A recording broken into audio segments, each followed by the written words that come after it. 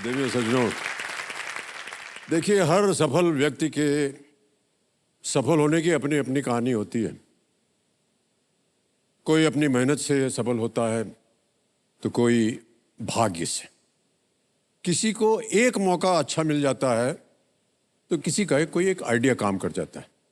सफलता के कारण अनेक हो सकते हैं लेकिन साधन एक ही होता है, और वो क्या है साधन? जोश और जुनून।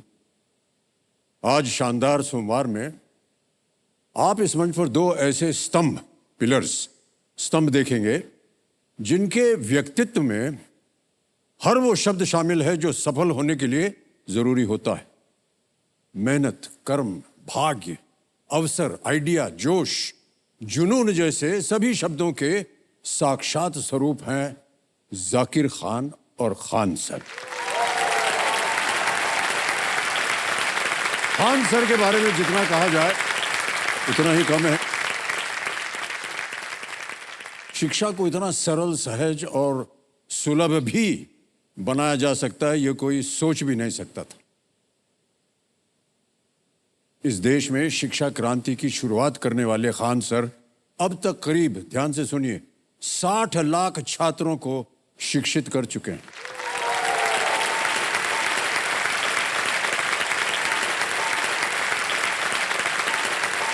और हमारे आज के जो दूसरे मेहमान हैं वो हैं जिनका जुनून कई दिलों का सुकून है। सोशल मीडिया में शायद ही किसी ने इनकी शायरी या पोएट्री को न सुना हो।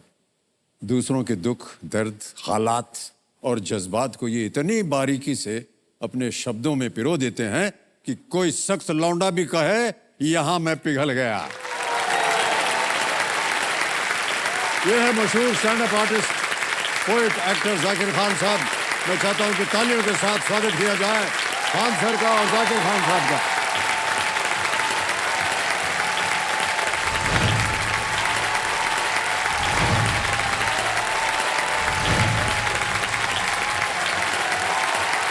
बहुत बहुत स्वागत आपका, बहुत बहुत स्वागत आपका। आइए सर, आइए।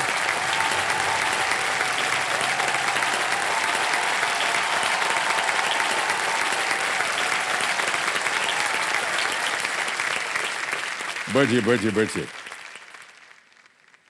जाकिर भाई जी, कैसा लग रहा है आपको? हॉट सीट पे आ गए हैं आप। सब वैसा है कि बचपने का ख्वाब पूरा हुआ है। अच्छा, तब से देखते आ रहे हैं आप इसे। हम आपको बार बार ये बात कहेंगे कि साहब हमारी फेवरेट फिल्म तो अजूबा है। ओह, हमको बड़ी पसंद आई थी वो फिल्म। क्यों सर, आपको भी? हमको भी वही फिल्म बहुत पसंद आई थी बचपन में, अजूबा।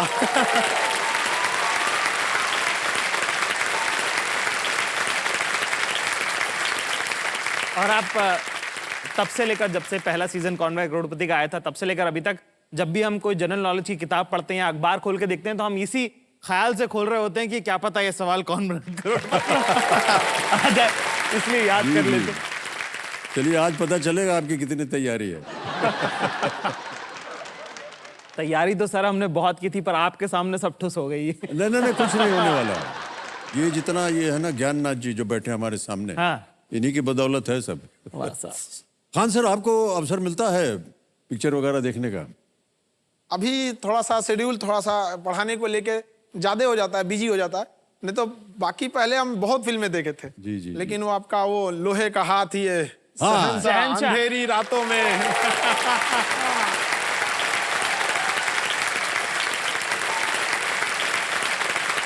और हमारा शो जो कौन बने करोड़पति देखने का समय मिलता है आपको? जी, इसमें थोड़ा थोड़ा जैसे जैसे बीच बीच में जब भी टाइम मिलता है तो ये शो देख लिया करते हैं। जी जी जी। और जब बच्चों से हम लोग सवाल पूछते हैं ना, जब वो भी किसी चीज में कंफ्यूजन होते हैं तो हम भी उनसे यही दोहरा देते हैं, अच्छा बताओ लॉक कर दिया जाए।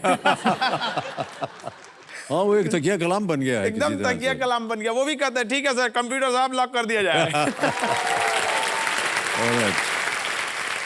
यार भाई, आप तो देश भर में अपना परफॉर्मेंस देते रहते हैं।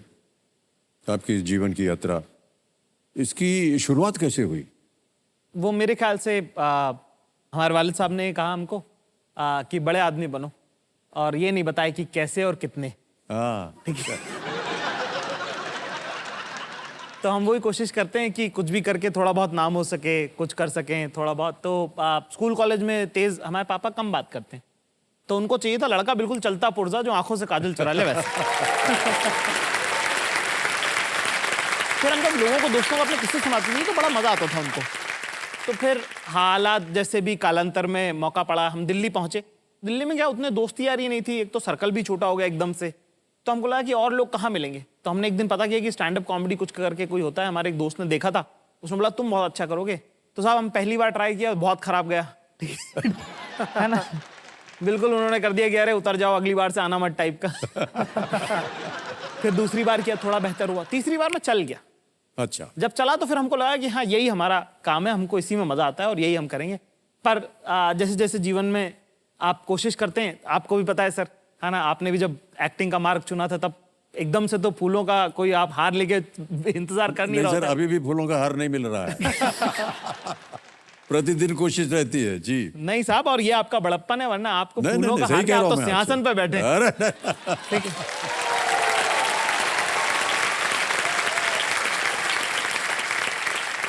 भाई साहब, हमने आपके जर्नी के बारे में पूछा था, आप लगे हमारी यात्रा बताने। हमारी जर्नी कोई लेना देना उसका। आप नहीं इतने बाबा। बड़े आदमी सामने क्या बताएगा आदमी? नहीं नहीं, बहुत आवश्यक होता है। आजकल की पीढ़ी जो है उनको पता होना चाहिए कि संघर्ष कैसे किया जाता है, क्या होता है। सर हम 3 साल दिल्ली रहे और 3 साल हमारे पास नौकरी नहीं थी, और ऊपर से हमने घर वालों को कह दिया कि हमारी नौकरी लगी हुई। कह दिया आपने? जी कह दिया। तो उसमें एक हमारे मित्र थे विश्वास, वो और हम जो हैं, खाएंगे तो 2 लोग खाएंगे, नहीं खाएंगे तो 2 लोग नहीं खाएंगे। क्या बात है, कम से कम वाह, अकेले तो बहुत भूखे अच्छी नहीं बात, मरेंगे। बहुत अच्छी बात। दोस्तों में सर ये बहुत कम देखा जाता है। बहुत अच्छी बात कही आपने, वाह। कोई भी चीज हमको आश्चर्यचकित नहीं करती, क्योंकि जब आप भूख देख के आते हैं तब आपको हर चीज लगती है कि सब मेरा खाना है, सब खा जाऊंगा। वाह, क्या ठीक है। बात। तो चाहे वो सिडनी ओपेरा हाउस हो या अभी आपकी आशीर्वाद से हम अक्टूबर में रॉयल एल्बर्ट हॉल कर रहे हैं। वाह, बहुत बढ़िया।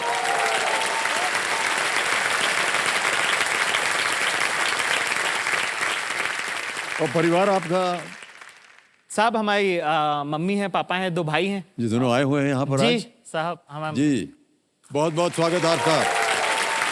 इस्माइल खान साहब, आपके वालिद साहब का नाम और आपकी अम्मी का नाम कुलसुम खान। जी। बहुत बहुत स्वागत आपका, बहुत बहुत स्वागत हमारे इस कार्यक्रम में। तो मैं अपने दर्शकों को बताना चाहता हूं कि खान सर ने अब तक 60 लाख से भी ज्यादा छात्रों को शिक्षित किया है, और इनकी ऑनलाइन, जी हाँ,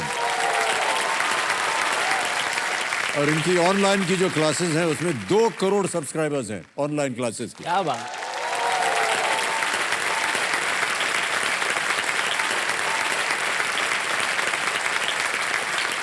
तो खान सर ये बताइए कि आपकी ये जो यात्रा थी इसकी शुरुआत कैसे हुई?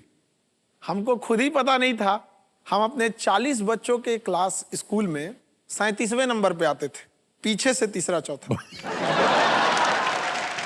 और हमारे टीचर लोग को ये लगता था ना कि जितना वो जानते हैं उतना हम लोग भी जानते हैं, ओह, और हम लोग उतना जानते नहीं थे। जी। तो हमारे दोस्त हमें जो पढ़ाते थे ना वो ज्यादा समझ में आता था, टीचर जो बताते थे वो और कम समझ में आता। टीचर को देख के डर लगता था। सर एक बार ठहर जाइए। सर इतनी सच्ची बात आपने कही, हम बता नहीं सकते। सर जितने शिक्षक हैं हाथ जोड़कर हम उनसे माफी मांगते हैं। सर वो जो पढ़ाए, वो जो बोले, जो बोर्ड पे लिखे, एक चीज समझ में नहीं आती थी। तो जो बगल में बैठता था, बस यार क्या बोल रहा है बताओ। वही से हम लोग सीखते थे, और जब क्लास वगैरह खत्म हो जाती थी ना तो उसको पकड़ते थे, यार जो आज सिखाया, कल इम्तिहान होने वाला, सिखाओ, बताओ हमको क्या है, क्योंकि जो उन्होंने बताया था वो बिल्कुल समझ में नहीं आया। ये कितनी सही बात आपने कही है। अभी बाद में जब ऐसे पढ़ते गया आदमी, 10th का एग्जाम देने गए तो 10th के एग्जाम में वही हुआ कि बुखार लग गया, और एग्जाम के टाइम पे कैसे कैसे 10th निकला तो ऐसा लगा बहुत बड़ा जंग जीत गए हैं यहाँ पे। फिर धीरे धीरे आदमी पढ़ते गया, और हमारा सपना बचपन से था फौज में जाने का, हाँ, और हम उसके लिए एनडीए की तैयारी की है, एग्जाम दिए। हमारा मेडिकली फिट नहीं है, हम हाथ टेढ़ा होने की वजह से हमको छाट दिया गया। बात ये नहीं कि हम फौज के बगैर जी नहीं सकते, सवाल ये था कि बिना फौज हम जीना नहीं चाहते थे। क्या बात है, वाह वाह। तो कभी कभी लगता था कि माँ बाप के लिए हम सबसे बड़े हैं, उनके लिए हम सबसे बढ़ के हैं, उनके लिए हमें कुछ ना कुछ तो करना होगा। तो जो चीज हम झेले थे ना कि बच्चों को समझा समझा के, वो अपने जो भी फ्रेंड सर्कल में थे उनको नहीं समझ में आता तो उनको पढ़ाते थे। उनको कुछ कुछ बताते बताते ना वो हमको बड़ा कहते भाई तुम बताता है तो एकदम धंस जाता है अंदर तक, एकदम पूरा समझ आ रहा है। पूरा एकदम अंदर तक धंस जाता है। फाइनेंशियल स्थिति सही नहीं थी। फिर जिस मकान में थे वो मकान के जो बच्चे थे उनके कहें कि इन्हीं को पढ़ाने दीजिए, हमसे पैसा मत लीजिएगा रहने का। तो फिर उन बच्चों को पढ़ाएं। फिर धीरे धीरे पढ़ाते पढ़ाते एक कोचिंग में अचानक से हमको बुलाया गया। तो हम जब पहली बार गए तो 5-6 लड़के थे वहां पे। हमें लगा कि हम क्या पढ़ाएंगे इन लोग को। अगले दिन कैसे 20-25 आए, 50, 100, 500, आज ये 60 लाख कैसे पता चला है हमको खुद नहीं पता चला है।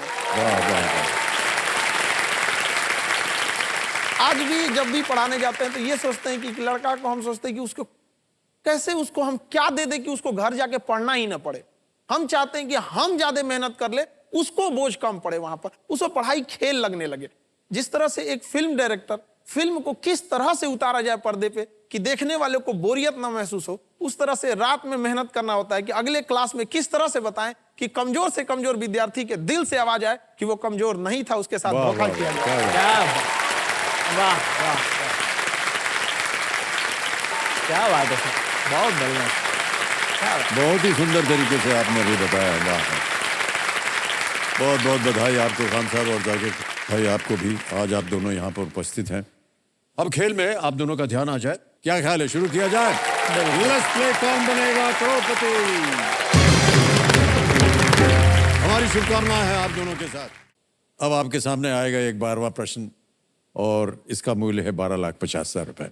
12वां प्रश्न 12,50,000 रुपए आपके स्क्रीन के ऊपर ये रहा।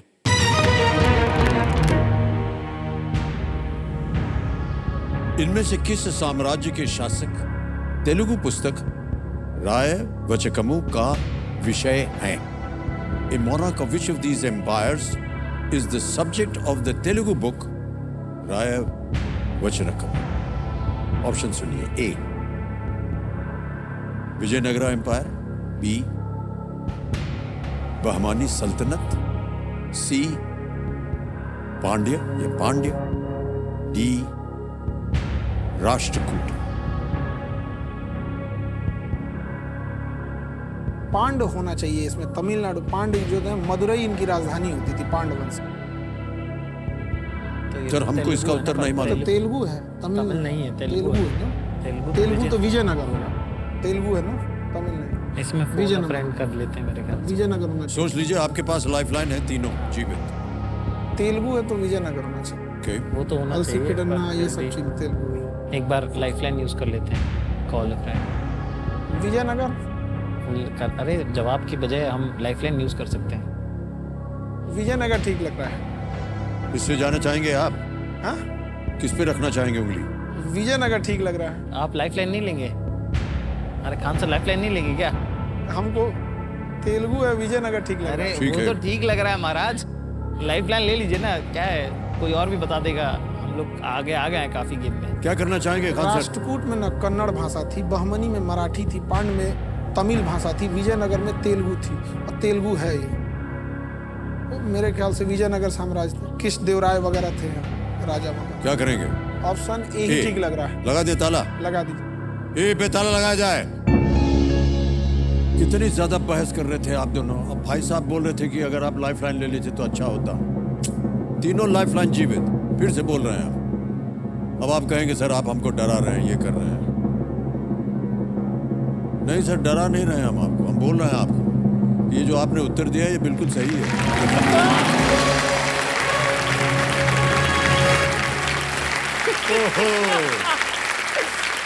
अंग्रेजी में इसका अर्थ है टाइडिंग्स ऑफ द किंग, जो मदुरई के नायक दरबार में लिखे गए कृष्णदेव राय के शासन के बारे में है। और ये विजयनगर साम्राज्य के सबसे महत्वपूर्ण उत्तराधिकारियों में से एक। 12,50,000 रुपए आप जीत गए हैं।